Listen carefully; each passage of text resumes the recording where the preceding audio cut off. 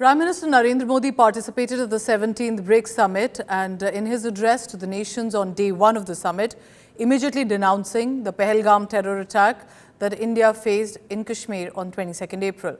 He said the attack was a blow to entire humanity, asserting silent support of terror is not acceptable. Prime Minister Modi called for a unified stand against terror, saying there should be no hesitation in imposing sanctions on terrorists and terror-supporting countries. Acknowledging Prime Minister's concerns, this is how it gets important. BRICS nations strongly also condemned the Pahalgam terror attack, called it criminal and unjustifiable. The BRICS nations have condemned the Pakistan terror and presence of China. Summit declared that those involved must be held accountable. Zero tolerance on terror must be ensured.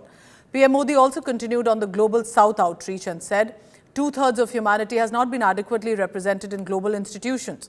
He's mentioned the Global South that has not been given a place at the decision-making table. And this is not a question of representation, but also a question of credibility and effectiveness. Pahalgam terrorist attack in strongest terms.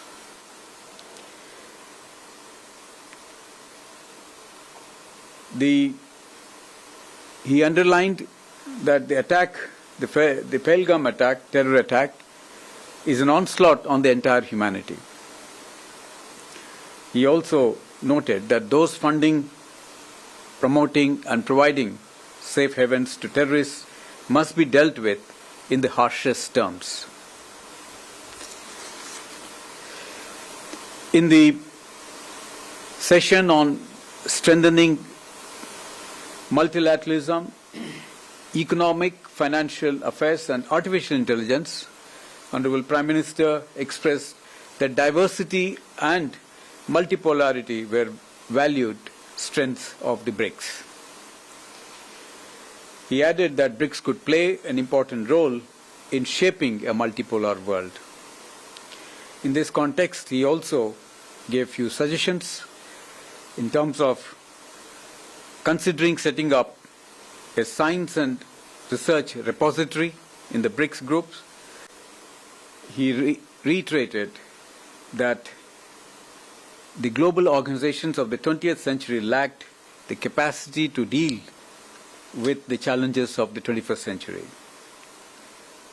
And therefore, he underscored the importance of reforming the multilateral organizations. He called for a multipolar and inclusive world order and stated that the global governance institutions, particularly the UN Security Council, the IMF, the World Bank and the WTO must undergo urgent reform to reflect the contemporary realities and times.